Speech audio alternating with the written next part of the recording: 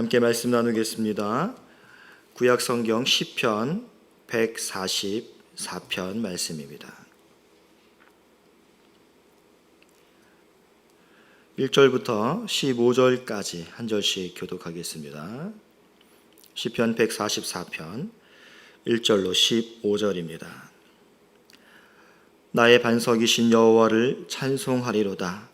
그가 내 손을 가르쳐 싸우게 하시며 손가락을 가르쳐 전쟁하게 하시는도다.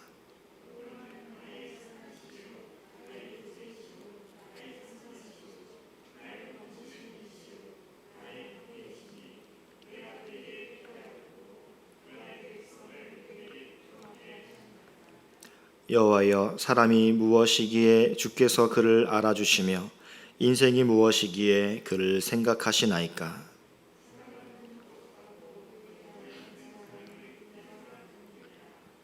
여호와여, 주의 하늘을 들이우고 강림하시며 산들에 접촉하사 연기를 내게 하소서.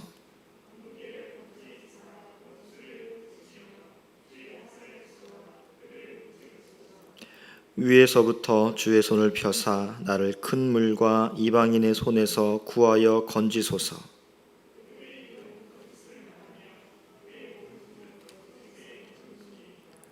하나님이여, 내가 주께 새 노래로 노래하며 열줄 비파로 주를 찬양하리이다.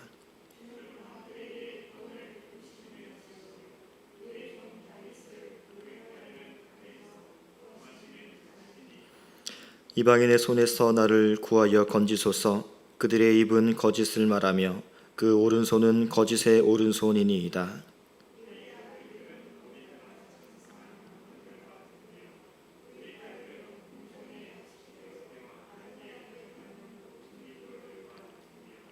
우리의 곳간에는 백곡이 가득하며 우리의 양은 들에서 천천과 만만으로 번성하며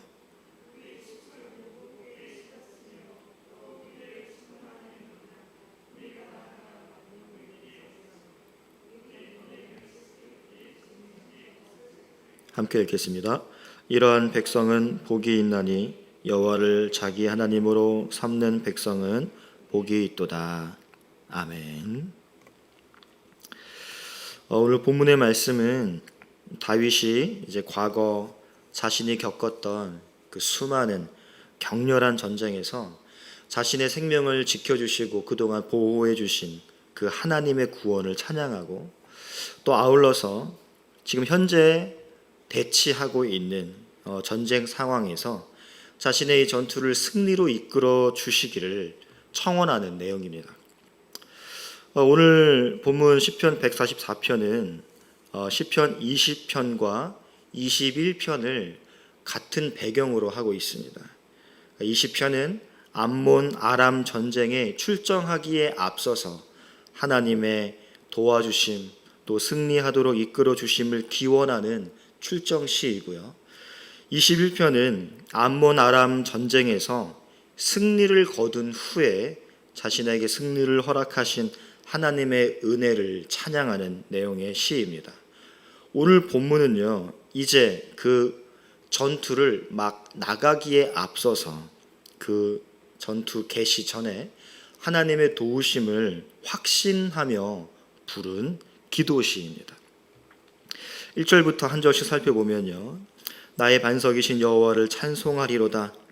그가 내 손을 가르쳐 싸우게 하시며 손가락을 가르쳐 전쟁하게 하시는도다 라고 고백을 합니다. 다윗은 자신의 반석 되시는 하나님을 찬양하면서 하나님께서 전쟁을 위해 자신의 손과 발을 훈련시키시는 분이다라고 기록을 합니다. 비록 다윗이 군대를 지휘하고 비록 다윗이 싸우는 것이지만 그는 하나님께서 자신을 가르치시고 훈련시키시고 전쟁할 수 있게 한다라고 고백을 하는 것입니다. 다윗은 언제나 이렇게 하나님의 인도하심, 하나님의 주권을 인정했습니다. 자신이 피를 흘려 싸우지만 자신의 부하들이 나아가서 자신의 명령대로 싸우는 것이지만 이 모든 것은 하나님의 인도하심이 있었기 때문에 가능한 것이고 하나님께서 허락하신다라는 하나님 주권 사상이 언제나 그에게 있었습니다. 이 전쟁은 자신의 용맹함이나 군사들의 전술에 그 승패가 달린 것이 아니라 자신을 인도하시는 그 하나님께 승패가 달렸음을 고백하는 것이죠. 그래서 다윗은 2절처럼 고백할 수 있습니다. 여호와는 나의 사랑이시요 나의 요새이시요 나의 산성이시요 나를 건지시는 이시요 나의 방패이시니 내가 그에게 피하였고 그가 내 백성을 내게 복종하게 하셨나이다. 다윗은 언제나 하나님을 피난처로 삼았습니다. 다윗은 하나님이 자신을 보호하심을 늘 확신했습니다. 나의 요새이시고 나의 산성이시고 나를 건지시는 이시고 나의 방패. 또 이러한 용어들은 다윗이 자신을 보호하시는 하나님을 얼마나 의지했는지를 반복적으로 보여주는 표현입니다.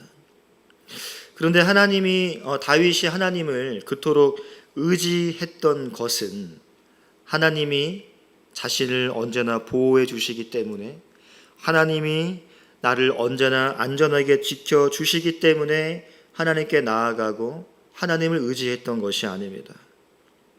다윗은 하나님이 자신을 보호하시기 때문에, 자신에게 유익이 되기 때문에 하나님을 찾은 게 아니에요. 2절 처음에 고백하는 것처럼 하나님을 사랑하기 때문에 언제나 하나님께 나아갔던 것입니다. 이러한 다윗의 모습과 비교해 볼 때 오늘날 하나님을 이용하려는 사람이 얼마나 많은가를 생각해 볼 수 있습니다. 자신의 급한 문제만을 해결하기 위해서 우리가 하나님을 찾는다면, 하나님이 우리에게 어떤 유익을 주시기 때문에 우리가 하나님의 날개 아래로 나아간다면 그것은 우상 숭배와 다를 바가 없습니다. 우리가 하나님을 찾는 이유는 그 무엇보다도 하나님을 사랑해야 하기 때문인 줄 믿습니다. 3절을 보시면 여호와여 사람이 무엇이기에 주께서 그를 알아주시며 인생이 무엇이기에 그를 생각하시나이까 라고 기록을 합니다. 시인은 3절에서 자신의 미약한 신분을 강조합니다.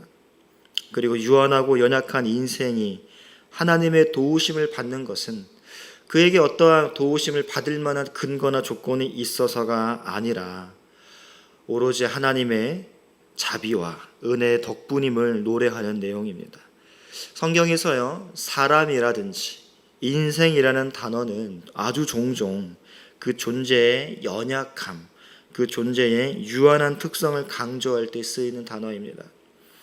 다윗은요, 하나님께 나아갈 자격, 하나님의 보호하심과 도우심을 입을 자격이 없음에도 하나님께서 친히 요새가 되어주시고 산성이 되어주시고 피난처가 되어주심을 고백하는 것입니다. 하나님께서 자신을 어떠한 모습을 보시고 예뻐서 그럴 만한 가치가 있어서 보호해 주시는 게 아니라 한낱 티끌에 불과한 자기 자신을 보호해 주시는 그 하나님의 은혜를 찬양하는 것이죠. 4절도 보시면 인간의 연약함과 가치 없음이 드러납니다. 사람은 헛것 같고라고 기록을 합니다. 헛것이라는 것은 그냥 단 한 번의 공기의 흐름, 단 한 번의 호흡에 불과하다라는 내용이에요. 우리가 숨을 내쉬면 그 숨은 곧 사라져버립니다. 우리가 호흡을 한번 내뱉으면 그 내뱉은 숨이 어떤 유형적인 존재로 남아있는 것이 아니에요. 다윗의 이러한 표현은 인간이 지극히 유한하고 일시적인 존재임을 강조하는 것이죠. 한마디로 아무것도 아니라는 것입니다.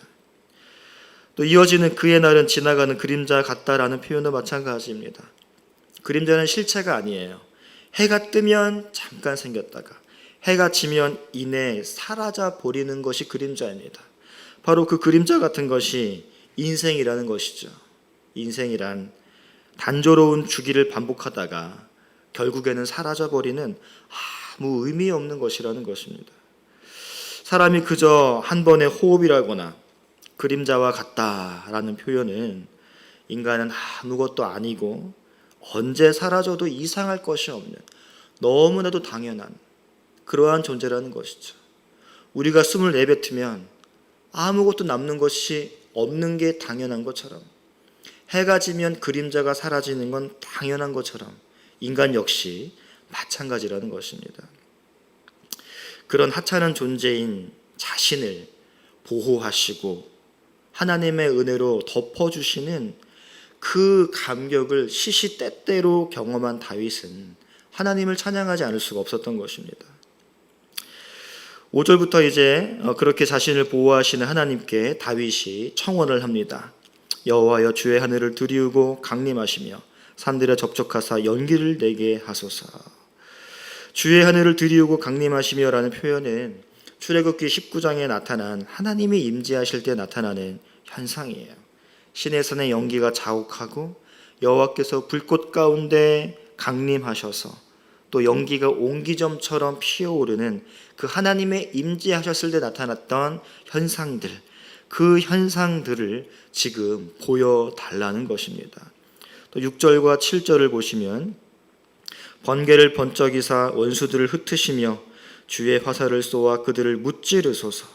위에서부터 주의 손을 펴사 나를 큰 물과 이방인의 손에서 구하여 건지소서라고 기록을 합니다.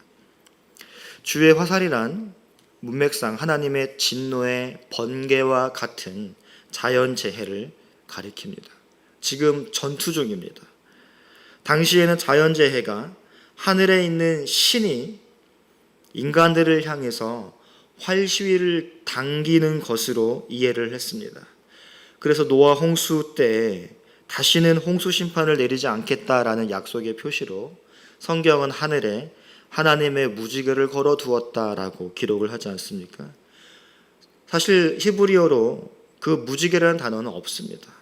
그 부분을 원어로 보시면 그냥 그저 활이라는 단어만 있을 뿐이에요.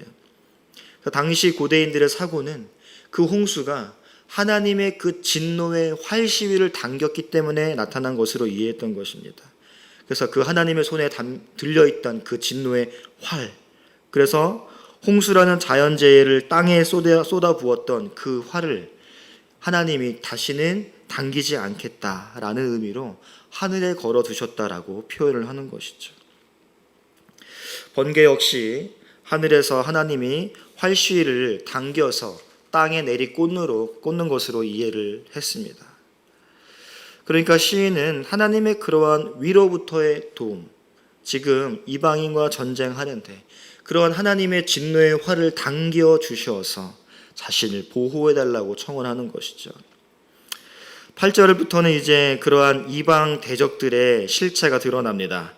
그들의 입은 거짓을 말하며 그의 오른손은 거짓의 오른손이니이다. 이스라엘을 대적하는 이방 나라들은 하나같이 거짓의 무리였습니다.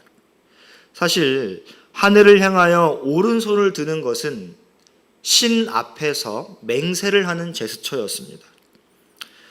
공동 번역은 이 부분을 이렇게 기록을 했습니다. 그들은 말마다 빈말을 하며 오른손을 들고도 거짓 증언을 하는 자들입니다 라고 번역을 합니다. 그러니까 오른손을 들어서 말을 한 것이라면 맹세를 한 것이고 진심을 다해서 한 말이어야 하는데 그마저도 거짓이었다라는 것입니다. 대적들은 진실을 맹세하는 오른손을 들고서도 거짓 증언을 했다라는 것이죠. 반드시 지키겠다, 분명히 약속을 해놓고도 뒤돌아서 상대방을 다시 공격하는 일들을 서슴지 않았기 때문에 그렇습니다. 그들은 맹세를 하고도 그 맹세한 바를 수시로 파기한 것입니다. 이러한 대적의 거짓이 11절에도 계속해서 반복되어 나타납니다.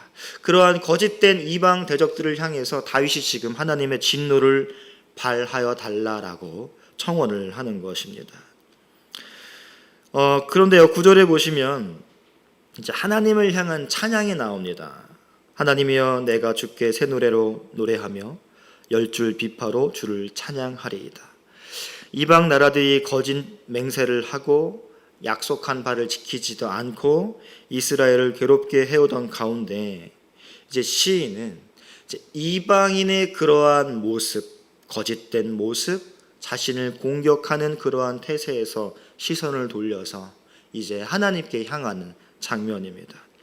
현실은 악한 대적들이 또 약속을 어기고 자신을 괴롭히는 상황이지만 하나님께서 자신을 구원하시고 보호하실 것을 확신하기 때문에 시인은 하나님께 새 노래로 노래하고 열줄 비파로 찬양할 것이다 라고 다짐하며 고백합니다. 새 노래란 새로운 찬양을 배운다라는 의미가 아니라 시인에게 구원을 허락하실 때 그 구원과 관련된 또 다른 하나님을 향한 노래를 하겠다라는 거야. 그러니까 새 노래를 하겠다라는 것은 하나님께서 나를 반드시 구원할 것이다라는 확신에서 비롯된 고백인 것입니다. 하나님이 나를 그때 구원하시면 내가 그 하나님의 은혜를 새롭게 시로 지어서 하나님을 찬양하겠다라는 고백인 것이죠. 따라서 새 노래는 언제나 하나님의 구원하심과 관련된 그 감사가 담겨 있는 노래인 것입니다. 이러한 일은요, 상황을 바라보지 않고 언제나 선하시고 신실하시고 나의 안식처가 되어주시는 그 하나님께 우리의 시선을 고정할 때만 가능한 것입니다. 현실을 바라볼 땐 찬양이 나올 수가 없어요. 하지만 나를 그동안 인도하신 하나님을 다시 한번 되돌아보고 그 동일한 하나님이 앞으로도 나에게 동일한 은혜를 베풀어 주실 것을 확신하는 자라면 그 입술에는 찬양이 있을 수 있습니다. 12절을 함께 또 보겠습니다. 우리 아들들은 어리다가 장성한 나무들 같으며 우리 딸들은 궁전의 양식대로 아름답게 다듬은 모퉁이 돌 같다라고 기록을 합니다. 시인은 하나님의 구원을 갈망하면서 또 이방 대적들을 물리쳐 줄 것을 간구하다가 갑자기 뜬금없이 우리 아이들 이야기를 하고요, 딸들 이야기를 합니다. 그래서 어떤 학자들은 이거는 동일한 시인이 지은 게 아니라 다른 시인이 지은 것을 짜집게 한 것이다 라고까지 이야기하는데 사실은 그렇지가 않습니다. 12절부터는요 그렇게 하나님의 보호하심과 정말 하나님을 너무 사랑하고 시시때때로 사사건건 하나님만을 의지하는 자, 그러한 자에게 부어질 복이 먼저 도취되어서 기록이 된 것입니다. 어리다가 장성한 나무들은요 어릴 때부터 튼튼하게 자란 나무를 이야기해요. 왠지 한국 성경을 보면, 한글 성경을 보면은 어리다가 장성한 나무, 그래서 비실비실하다가 나중에 간신히 장성한 나무처럼 느껴지는데 이 표현은 어릴 때부터 장성할 때까지 튼튼하게 자란 나무라는 의미입니다. 무슨 말일까요? 중간에 가뭄이 없었고요, 전쟁이 없었고요, 기근 따위가 없었기 때문에 정말 시종일관 튼실하게 자라면서 장성했기 때문에 그렇습니다. 풍족함 가운데 정말 태평성대를 구가하는 전성기의 이스라엘에 임하는 그 하나님의 복을 찬양하는 것이죠. 모퉁이 돌도 마찬가지입니다. 이 모퉁이 돌이 여전히 아름답게 다듬어진 모양을 유지하고 있다는 거예요. 전쟁이 없었다는 것이죠. 전쟁으로 인해서 이 성이 폐허가 된 적이 없다라는 것입니다. 또 13, 14절을 보시면요, 우리의 곡간에는 백곡이 가득하다라고 이야기합니다. 백곡은 온갖 종류의 곡식이 다 있다라는 거예요. 직역하면 종류로부터 종류까지입니다. 없는 게 없다라는 이야기입니다. 이러한 표현은 인간과 동물의 필요를 따라서 이 공급한 물건이나 곡식이 부족하지 않다라는 것이죠. 또 14절도 보시면 우리 수소는 무겁게 실었다라고 이야기를 합니다. 숫소에 무겁게 실었다라는 것은 두 가지 해석이 가능한데, 숫소가 번신력이 좋다라는 의미로도 해석이 되지만 두 번째로는 짐을 무겁게 실다라고도 번역이 가능하거든요. 어느 쪽으로 번역을 해도 풍성함을 의미합니다. 또 우리를 침노하는 일이나 우리가 나아가 막는 일이 없으며라고 기록을 합니다. 그러니까 지금까지 자녀들이 그렇게 장성한 나무 같고 딸들이 정말 아름답게 양식으로 다듬어진 모퉁이 돌 모양으로 보존이 되고, 그리고 곡간에 곡식이 가득하고 숫소는 엄청 무겁게 실을 만큼 곡식이 가득하고 생산량이 풍부하고, 이러한 일들이 없는 이유가 14절 끝에 나와요. 우리를 침노하는 일이 없기 때문입니다. 우리를 침노한다라는 것은 대적이 성벽을 뚫고 침략해 들어오는 거예요. 그런 일이 없다라는 거예요. 전쟁이 없다라는 것입니다. 또 나아가는 일이란 반대로 태세를 갖추어서 전쟁을 하기 위해, 공격하기 위해 출정할 일이 없다라는 거예요.